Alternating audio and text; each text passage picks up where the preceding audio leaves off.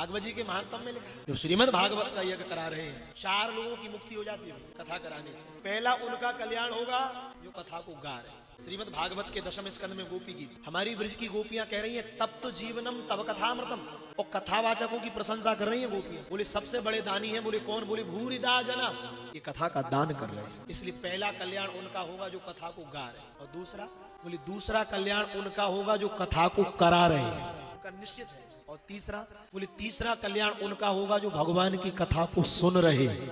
अब चौथी बात कितनी विलक्षण कही, बोले ना तो कर रहे, ना करा रहे, ना सुन रहे, चौथे उन लोगों का कल्याण हो जाएगा जो घर बैठे हैं और बैठ कर कह रहे हैं वाह वाह वाह बहुत बढ़िया कथा हो रही, भगवान कहते उनका भी कल्याण हो जाएगा।